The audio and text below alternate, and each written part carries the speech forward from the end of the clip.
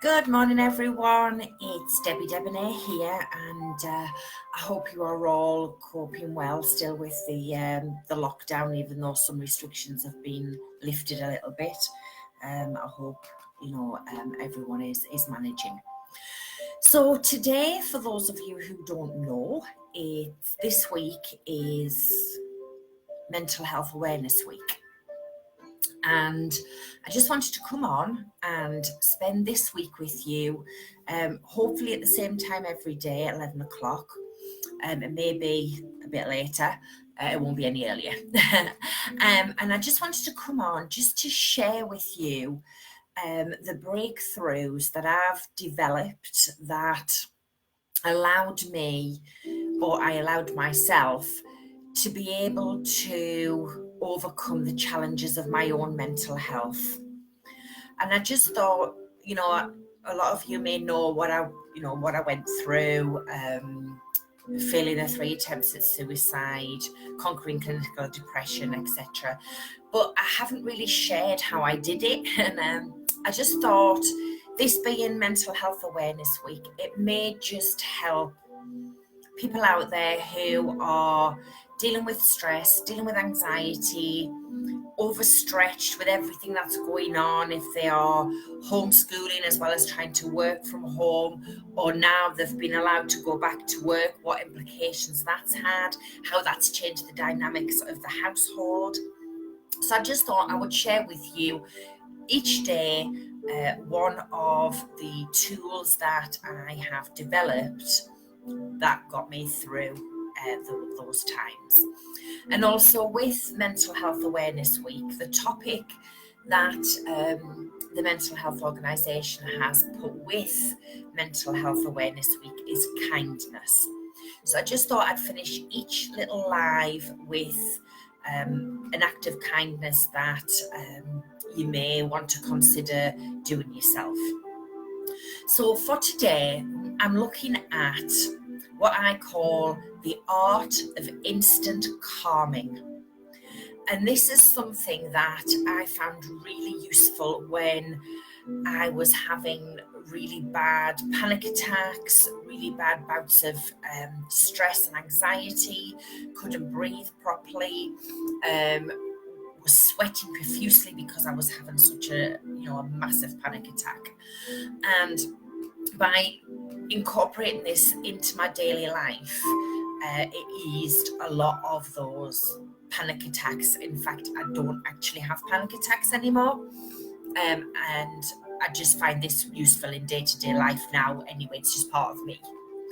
So as I say, it's called the art of instant calming.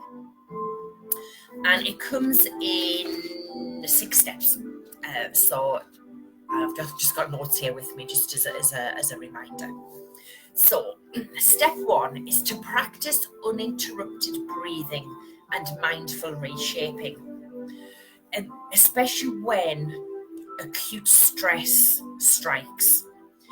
So, you may have, you might live constantly with stress, but sometimes we have that really strong acute strike of stress where it's totally overwhelming. That we don't know how to get out of it, and that's what then transpires into the panic attack. So you need to immediately focus on your breathing and continue breathing smoothly, deeply, and evenly. So become really aware, and what happens is you kind of come aware of your breathing, that you kind of subconsciously slow it down without even trying to. So step 2 is put on a positive face, even if you don't feel like it. Know that can be really hard to comprehend. But smile a grin that you can feel in the corners of your eyes. The conventional wisdom is that happiness triggers smiling. But recent studies suggest that this process works the other way around. It's the smiling that can actually raise your endorphins, that I know I've spoken about loads and loads of times, your happy chemicals. And in a stressful situation, it can help keep you calm. I don't know whether, you've noticed when someone smiles at you, you automatically smile back. You know, whether or not you are in the depths of stress or the lowest you've ever been, someone smiles at you and you automatically smile back. So, you know, try this simple test. Smile a broad grin right now, right at this minute. Just about, you know, just as broad as you can. Look in the mirror if you have one. Don't you feel better? You know, doing it when you can't see it helps you, but doing it when you can see it actually kind of bounces that happiness back to you from the mirror. Step 3, balance your posture. People under stress automatically, okay, because you just feel like you're carrying the weight of the world on your shoulders, you actually walk hunched shoulders. I walked most of my life like that, rounded shouldered. And, you know, hence the often repeated phrase, they have the world on their shoulders, or the weight of the world on their shoulders. So maintaining good posture while you're smiling actually physically contributes to a balance, which that then contributes to an emotional balance. So if you keep your head up, your chin up, your chest high, your pelvis and your hips level, your back comfortably straight, and your abdomen free of any tension. If you imagine, okay, you've got a sky hook, you know, one of those hooks that kind of look like that, all right? And it's got hold of your hair here, all right? Or it's got hold of your neck or the back of your head here. And what it's doing is it's lifting your body from a point, actually it's better at the center of your head. So if you can imagine, you've got this hook at the center of your head and you start to lift it, you actually lift your whole posture. Step 4, close your eyes and imagine something idyllic or somewhere idyllic. Imagine, for example, you're standing under a warm, fragrant waterfall that washes away all of your tension. Feel its purifying effect, soothing tension and frustration. Can you feel that water? Can you smell the fragrance as it's going down your back? Or imagine you're lying in a sunny meadow on a soft blanket of purple heather. Or, you know, you've gone to the meadow with a blanket and you're actually physically lying on a blanket. Smell the wild flowers and feel the calm breeze on your skin. Can you imagine that? Can you imagine that right now? How is that making you feel?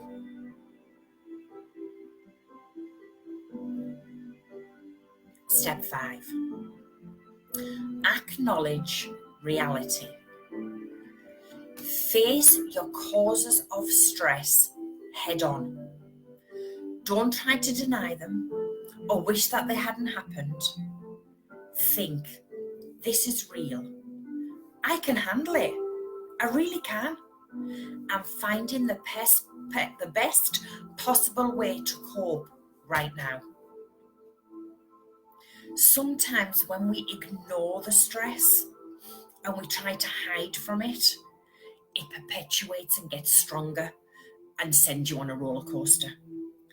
So if you meet it head on and say to yourself, yep, I'm really stressed at the moment, really, really stressed. What can I do at this present moment to best cope with this stressful situation that I have? And 6, reassert control. Most of my life, I gave all my control away. No more. I don't give in to the stress. I don't give in to the anxiety. I don't give in to the depression. I don't allow people to tell me what to do. I don't allow events to affect me in a negative way. And I know this sounds quite, yeah, but you're you, Debbie, this is me. Yeah, but I was the other Debbie. And through developing these tools, I'm now this Debbie. And if I can, just help you choose either just one or two of these tools that we're going to cover over the next 7 days, if you can just pick up on a few of those and bring them into your daily life each and every day, you will see a huge difference. So reset that control. Instead of fretting about the stresses and how they've robbed you of your control, focus on what you can control and take appropriate action. Don't waste your energy. Don't waste your time on anything that is happening in your life that is out of your control. For instance, the coronavirus, it's totally out of your control. The lockdown is totally out of your control. Do not allow it to take over. Concentrate on all the things that are in your control. How you spend your day, how you talk to people, what you do for yourself, your self-care, and all of that, anything that's in your life that you are in control of. And remember, one of the things that you are in control of is to say no when everyone wants you to say yes. As long as the no is serving you better than the yes. So that's the 6 steps of the art of instant calming. If you want me to go through them again with you at the end of the 7 days, please just pop a message in, and that goes for throughout the 7 days. If there's something that or just re-listen to the video is probably the easiest way. And the act of kindness that I'd like to share with you before we go today is this. We're all very much feeling the strain of not being able to see our friends, not being able to see our family. A lot of us and a lot of people out there have managed to gain control over technology. You learn to do Zoom, you learn to do WhatsApp video calls, etc, etc, etc. But one of the things that technology, dare I say, has taken away from people is receiving a handwritten letter or card. So write a letter or a card to a friend or family member that you are missing during lockdown, or someone who you've not seen for a while. Check in, see how they're doing, because receiving a handwritten letter or card through the door, through the day, can make a huge difference to the person receiving it. So as always, everyone, stay safe, take care, and I'll see you all again tomorrow. Bye.